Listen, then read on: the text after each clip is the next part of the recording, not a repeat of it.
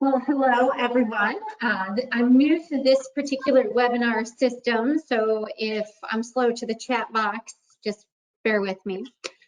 A little bit about me, so that you know who you're talking to. I took over my history is, grew up in Cincinnati, Ohio, spent most of my life in Ohio. Now I'm living in Florida. Probably see the palm tree behind me waving around. It's about to rain, you know, our afternoon storms we get down here. Started my entrepreneurial life as an owner of a chain of hair salons. I took over the family business at a very young age. At that time, I grew it, scaled it, and ultimately sold it and decided to change industries and get into corporate America. At a young age, wanted the experience. So joined corporate America, joined American Express, was a top salesperson there.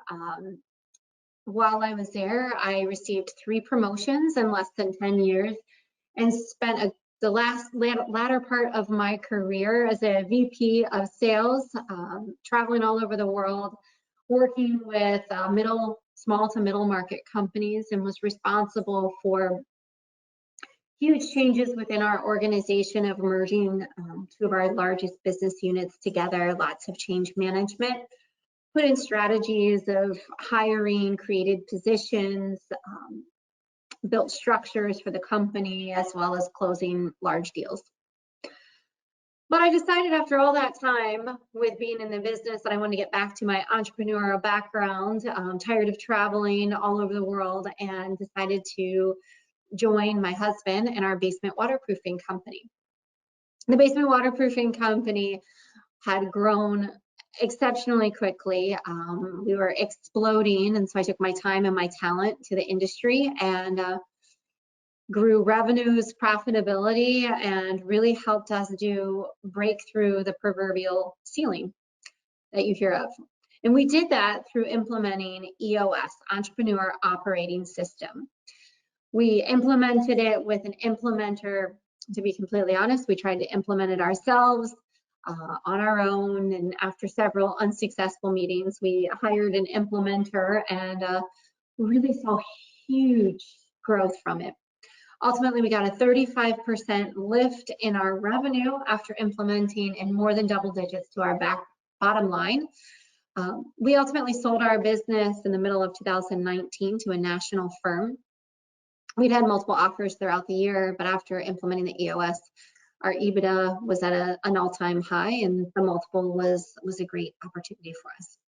In that moment, because of the amazing things that the system did for us in our business, I have dedicated my life to becoming an EOS implementer and helping businesses such as yours really see what EOS is and get the results that we did. So with that, I've partnered with Rhino carbon fiber to offer some of these webinars on a couple of our tools. The first one, my mouse here, hopefully, there we go. First thing we're going to talk about today are scorecard and measurables. But to do that, I want to give you just a quick overview of what EOS is.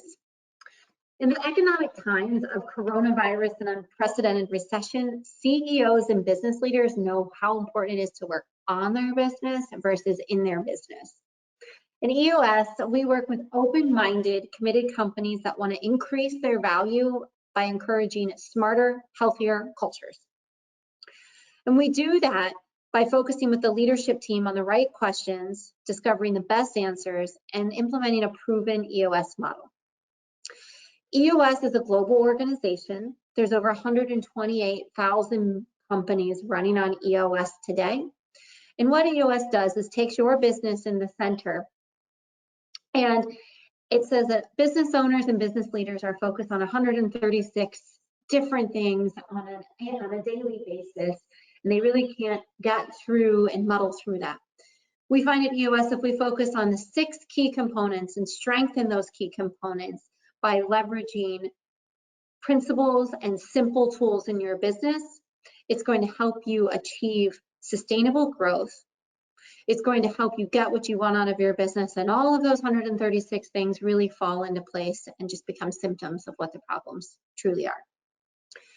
So we do that through six ways. It's strengthening your people, your vision, your data, your issues, your process, and your traction. Companies that implement EOS have a strong vision where everybody in the organization is going in the same direction, know exactly where the company is headed and their role in it. They have traction. The business is organizationally just getting stuff done. People come to work every day and know exactly what they're responsible for without having to be told. They are strong in execution and they're growing leaps and bounds, and they're healthy.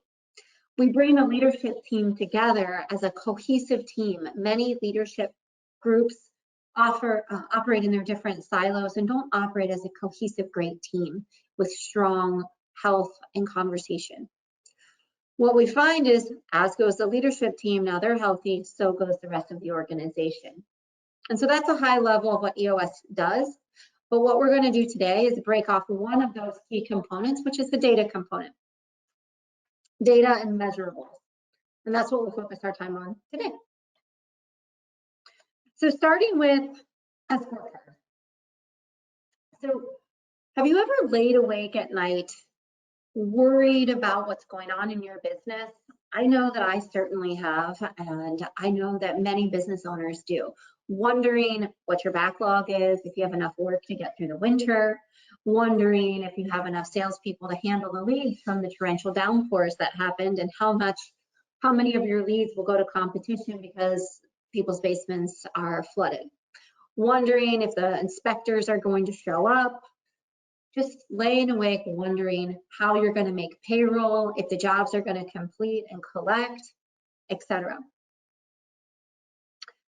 Well, I will tell you is in 2008 and 2009, when we had our construction company, we didn't have a solid scorecard implemented, and it was very hard to understand where the business was going, and we had some challenges around that time. Fast forward to when I joined the company, and we all sat down as a company, and we sat down to do some scorecard planning. I'm sorry, some goal planning, as we did every year at the end of the year. And our sales department had one number in mind, and our accounting department had another revenue number in mind, and our marketing department had a lead conversion marketing number in mind. And everybody had their different numbers in mind for our annual goals. And of course, they all feed in, right? We need so many leads. They need to convert at a certain rate. They need to have so many appointments, and they need to close at a certain rate with a certain ADL. They have the revenue that we need in install dollars, etc. But what it all came down to it is none of the numbers matched. Nobody had consistent data. We spent hours and hours and hours sitting there at the table trying to figure out what exact measurable we should have. Should it be net sales or gross sales? Should it be ADL? Should it be cost per lead or cost per sale? What were the real numbers that we needed as a company to get serious about and tracking? And that's where we birthed our scorecard. So adopting a scorecard in your business can really cut through a lot of the minutia and a lot of the unknowing of what's going on in your business. It's going to help you realize what the trends are, what's coming, how to get ahead of it, etc. So the 7 truths regarding a scorecard. 1, Management 101. What gets measured, what gets done. We all know from our SMART goals from being a kid, we got to write it down to get it done. Next is managing metrics saves time. So if we truly are managing the metrics and we know how to manage the metrics, it's going to cut through not knowing exactly what's going on in your business and ultimately save you time where you need to spend your time.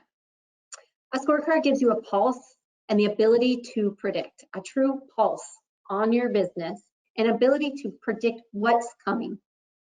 Will you have enough cash to pay payroll in a month from now if things continue on as they are and business is not as we have initially had projected it to be?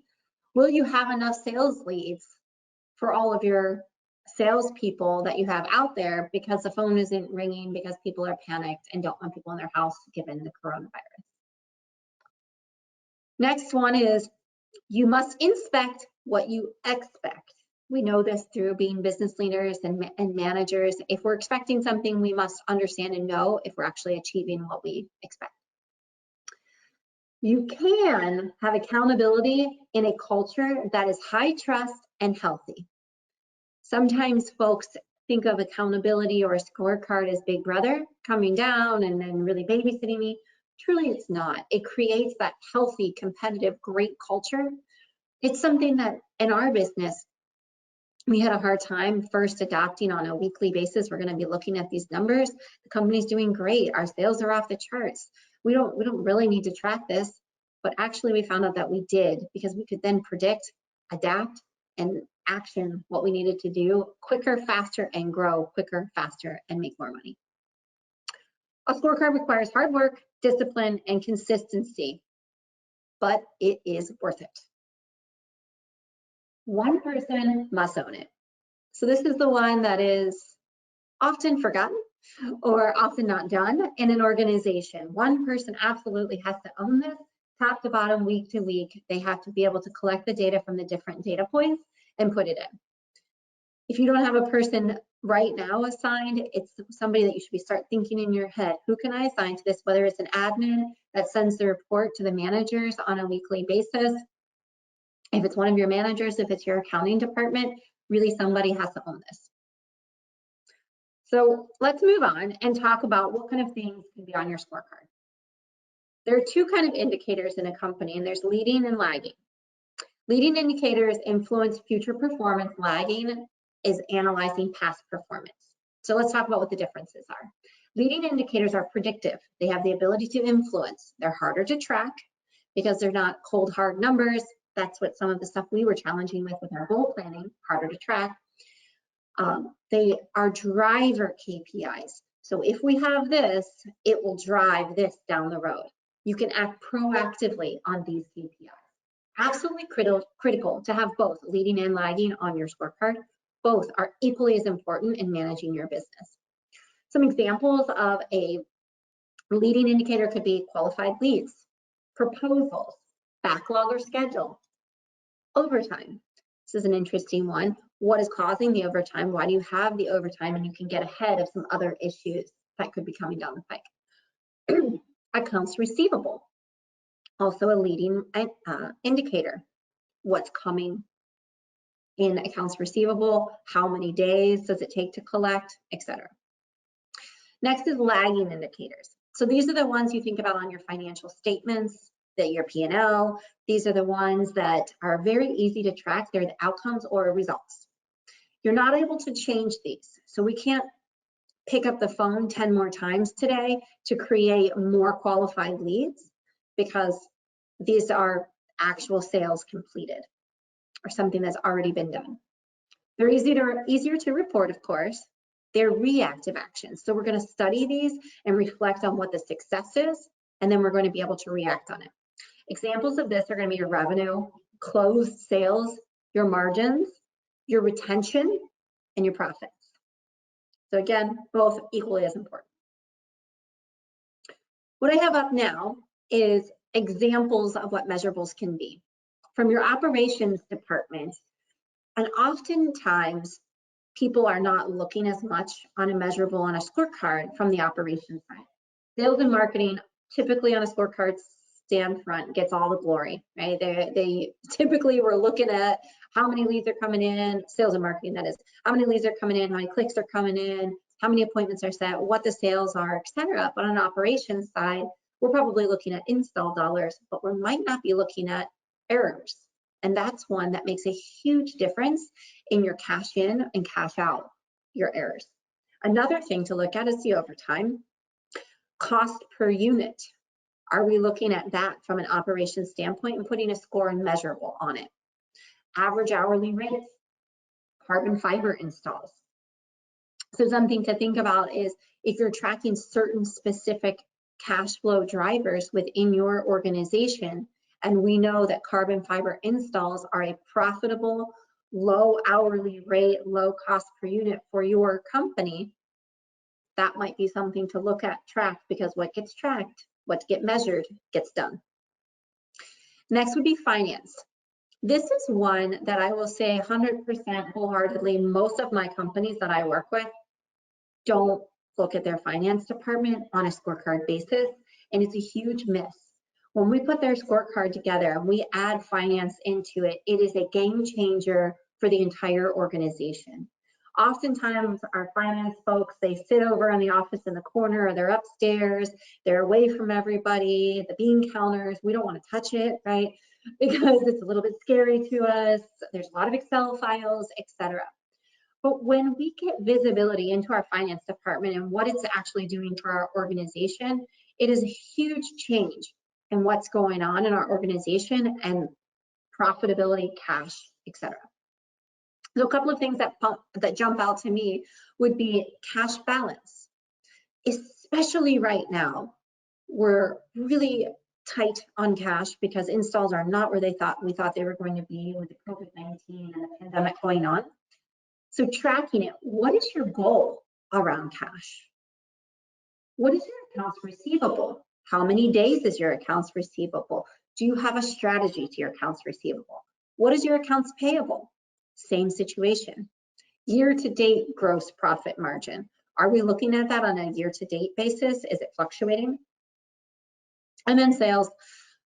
These are pretty common that we would know: closed business, carbon fiber closed business, ancillary sales, cost of sales, etc.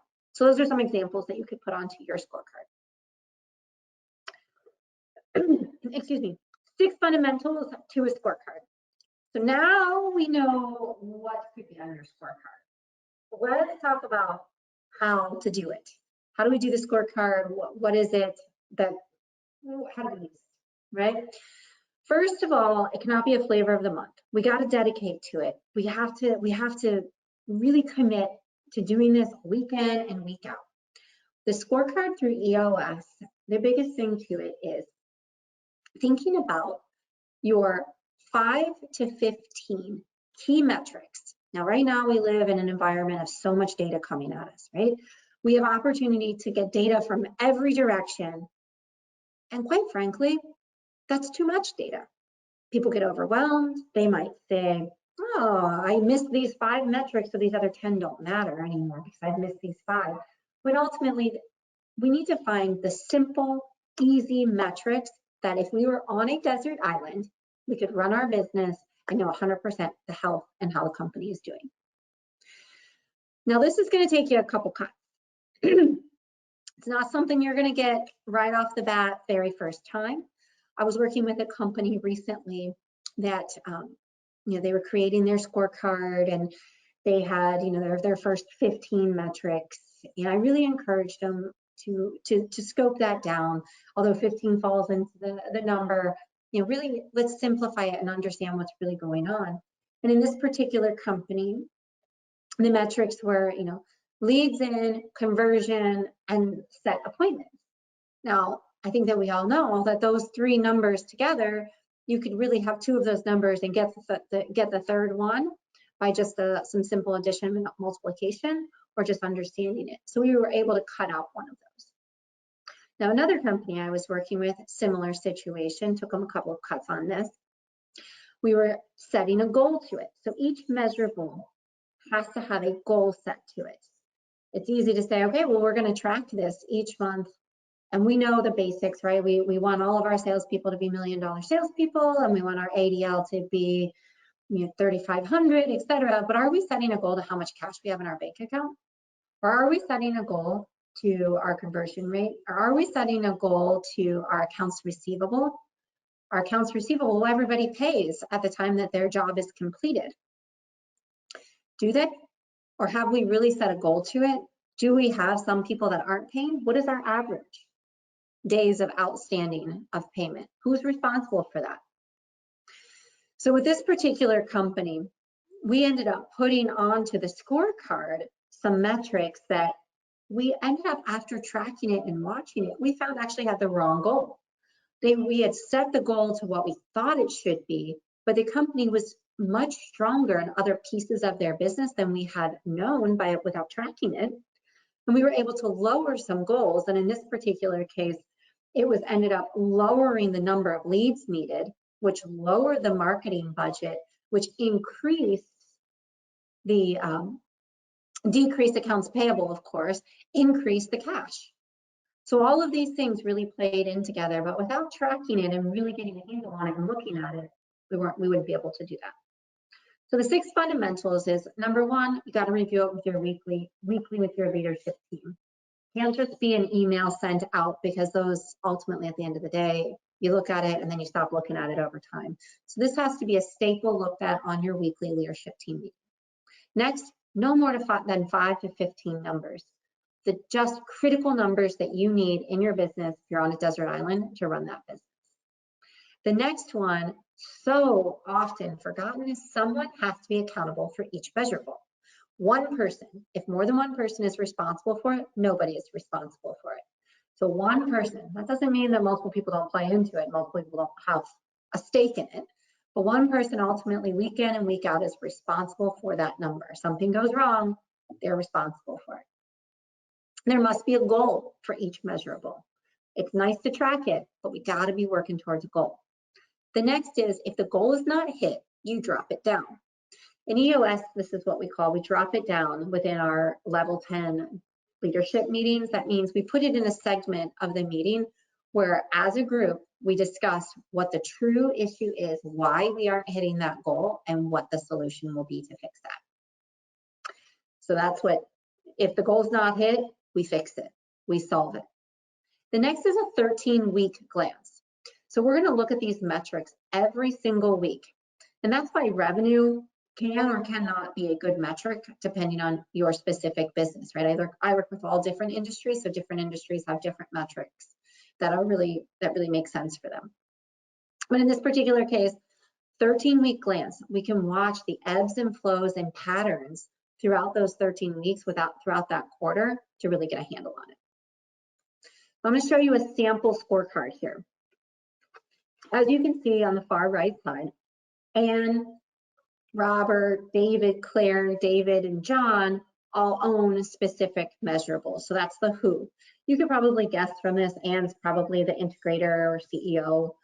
Robert's probably in sales, and David's probably in operations, Claire in the accounting department or finance department. So you can see here, we've got the person that owns it. We've got what that weekly goal is. It's simple. It's not a complicated goal. It's a couple of words: weekly revenue, cash balance, sales calls, etc. And then the goal, very clearly stated, very simple, not an if then what. It's just a simple, clear goal. And then we have each week and the numbers associated with it. So what I'm going to do is take you through a couple of examples on this particular scorecard of some things that you could deduce from it. First would be on the top line. I don't know if you can see my mouse here, but on the top line, if you're looking at week November 25th, December 2nd, and December 9th, excuse me, on weekly revenue, you can see that on that particular week, we are above our goal on weekly revenue, which is great. If you drop down to where David owns errors, on those particular 3 weeks, we have no errors. So I think we could probably deduce and correlate the fact that there are 0 errors on that week. We had a higher revenue. Therefore, really getting serious on tracking our errors and setting an appropriate goal makes a huge impact overall to our entire organization and business. Another example. So we're going to look at Robert's sales calls. On October 14th and October 21st, he blew out his numbers with sales calls and had over, on average, 10 more sales calls those weeks than normal. About 2 weeks later, dropping it down to sales meeting, he exceeded goals November 11th, November 18th, and November 25th. And then about 1 to 2 weeks later, now we've got proposals, higher proposals. So we can correlate with that it takes about 2 weeks to see the impact of sales calls. So if we have a low meeting number or low proposal number, we need to start picking up the phone and dialing it, but we also know it's going to take a couple of weeks for that to turn around by increasing that goal and increasing those numbers of dials. But we can watch it coming. We can see it coming. we're now seeing that correlation exactly with those additional sales calls, what those additional meetings meant, and how many that we got from those additional appointments. There's lots of other things that you can pull out of this scorecard. And if you want to create a meaningful scorecard, I'm happy to talk with you offline on some of the things that we tracked in our business or that some of my other companies have tracked in their business. It really makes a huge impact. So now I'm going to take this concept of a company scorecard, and I'm going to take this down and encourage everybody to not only have a company-wide big scorecard that we're looking at and the leadership team is reviewing, but take the concept of measurables and give it to each person in your organization. One thing that every person in your organization is responsible for week in and week out. And that's where you get that traction, and that's where you get that culture of accountability. Studies have shown that people find comfort in numbers. They find comfort in knowing what is expected of them. This is exactly what it does. So taking the idea, each person in the organization, whether you're answering the phones, whether you're collecting payables, whatever it is. So let's talk about your accounting department, for example. If your average days of payables, bills that you pay, is 30 days. If you set a goal to get that to 40 days, now they have something to work towards. They have a goal in mind when they're paying their bills and some strategy around it. So here are the reasons why everybody should have a number. One, numbers cut through the murky subjective communication between managers and direct reports. It's clear, it's concise, we know what we're responsible for. Numbers create accountability. We know that. Accountable people appreciate numbers. So part of EOS is putting the right people in the right seats. And that's a whole nother segment and topic to talk about.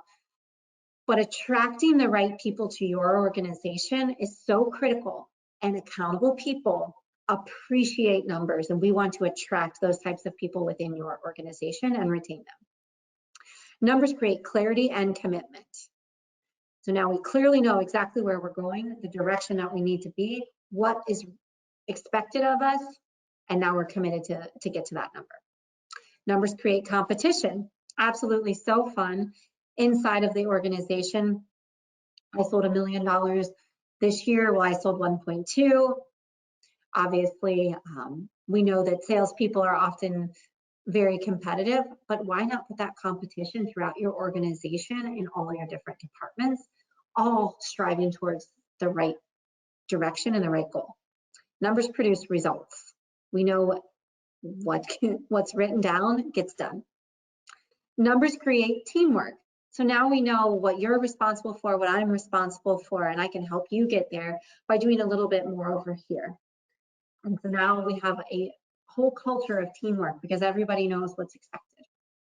And you solve your problems faster. So going back to that original conversation where we spent hours and hours sitting there in the goal planning room, trying to figure out what our goals should be for revenue or installs or sales or what it was that we should be tracking and how we should be tracking it. Thinking about that and thinking about where that breakdown was. Now with a clear scorecard and we know exactly everybody's on the same page, we know where the gaps are, we have a pulse on the business, we know where we need to dig in and get to work. So that's a quick overview of one of the tools within the EOS toolbox. If you think about a business owner or a business leadership team, you think about them as a carpenter. EOS is the saw that the carpenter uses, and there's a whole toolbox within EOS, and this is one of those tools to help you run your business more productively and with clarity and harmonious alignment. With that, I will open it up if there's any questions. I was looking at your KPIs that you're showing forth, and I'm assuming you're looking at it from a business standpoint for our contractors who were like you, running a waterproofing and basement repair and finishing business. Mm-hmm. So when we're translating those things across, how do you get numbers? Because it's always been something I'm curious about. How do you get numbers that make you feel like we can say carbon fiber is a better fit for you because it has a better ROI, or it has a better percentage for profitability and things like that? Are there better ways to put that where it's more appealing to someone who does a basement waterproofing business or something like that? Because it's commonly something when we, as you well know, we have other things in our competition that work with us, that we compete against, for instance, not necessarily carbon fiber firms and stuff like that, but steel beams and pushback and all that other stuff. And we commonly come back to it. You think these KPIs might help somebody better understand where more money is, or where the better money is, I guess is a better way to put it? Absolutely. Let's see if we can go back to that slide here. I think when we're looking at, and my next webinar is about cash flow drivers, but when we're looking at cash flow drivers, what is influencing cash in your business? We absolutely 100% need to look at what the margins are on certain things that we're installing. We need to look at what the cycle time or install time or hourly rate on install of those types of materials, whether you have inspections and what that looks like. All of these things, what's the level of complexity, how many crews can install this versus, do we need a specialized peering crew or specialized equipment? So you're looking at a lot of different variables that go into it. When we're looking at a scorecard, you're going to really rely on your accounting team and your finance team to help you kind of muddle through some of that. One thing that we did in our business is we looked at some of our ancillary sales, which is one of the things to look at in your scorecard piece. And we looked at the profitability to them. What is our core business? And then what are the ancillary sales? What do we want to be our core business? And where do we want to focus? So in an environment such as carbon fiber, we know our margin is maybe greater on our carbon fiber by 10-15%, therefore influxing more cash into our business, therefore allowing us to take that cash and do more with it, right? Whether that's more marketing dollars to get more customers, whether that's TV commercials or something, more cost pay-per-click campaigns, or is it it's less equipment needed, so less capital expenditures, again, still producing more cash into our business, opening up our capacity to grow in other ways. Also looking at the hours it takes to install. So if it takes less time to install a carbon fiber job than it does to install a peering job, then we also can generate more revenue by installing more. Therefore, our crews can install more dollars, and if you're depending on how you're paying your individuals, that ultimately could increase their income, which then makes them more motivated, etc. If you're not doing that with your crews, it still can help you be more effective in your average hourly rate, overtime, etc. So there's a lot of pieces that play into this. Sorry to give so much here, but what it comes down to is you want to know what some of the numbers are and get really great at deciding then which of those 20 numbers is the right one to track for your specific business that's going to generate the behavior that you want. So we know going into it, it's going to take us a couple cuts of this scorecard to get to that right exact number. But once we get there, we can track it and now exponentially can grow because of all these other metrics. Did that answer your question? I'm sure it answered a lot of questions, honestly. There was a lot. Yeah, that was basically what we come back to our, and Mike can tell you a lot about this too. We frequently come back to them saying, carbon fiber is a 2-person job taking this amount of time on an average install for a revenue basis of here to here in a typical market. And so when we're talking to them, you can see the gears grinding away. Okay, a steel beam costs me X amount to install. A carbon fiber strap is this much to install. What are the cost points? Where are they at? Where's my margin at? And where's my best margin to push his salesman to encourage that direction? So I think having these kinds of KPIs and these things being said helps them a lot. Absolutely. because I know a lot of times we talk to them and they have no idea whether or not any one form of their install pays better than another. So, you know, their managers are frustrated that they're not getting the revenues they're expecting based on their calls, but this guy's lowballing using the thing that has the highest labor cost, the highest purchase cost, and so his margins shrink pretty rapidly.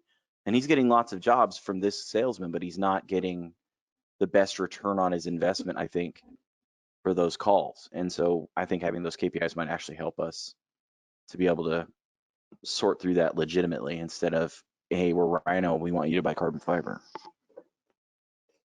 Absolutely. Don't you like it when somebody gets to make your case for you? What was that? So don't you like it when somebody gets to make your case for you? I love it. I will say in a similar situation, you know, we went through this process and started tracking different numbers and really getting comfortable with what each type of install did for our business. And knowledge is power. We ended up eliminating a couple of services that we did, you know, one mainly being radon. Radon was highly specialized in our install crews. It was highly specialized in our sales guys. It was a low dollar, high level of activity, so lots of overtime, lots of hours, burnout, etc. And the profitability was much lower on it. From knowing all of this, we ended up eliminating that service from our offerings. It really didn't fall into our core business. You know, on the other side, conversely, we trained and kept top of mind carbon fiber, knowing how valuable that was to the business and what the profitability was on that. The fact that it wasn't as highly specialized, didn't need the same equipment, didn't need to have, you know, the huge truck and the trailer and the machines, etc., to install it, and all of the other variables that come with it. And just tracking it and keeping it top of mind with our managers and sales managers, we ultimately drove more carbon fiber sales and drove more carbon fiber installs and drove more profitability. Well, that makes sense. I mean, you know which direction you want to go to, and you know why it makes sense. That's cool. That was my question. I don't know if anybody else has any others. And Great. We're all very quiet. Just totally fine. I know we're over time a little bit anyways, so I'm catching up with you guys again on Friday, and we're going to talk about cash flow, which will be a good complement to this discussion as well.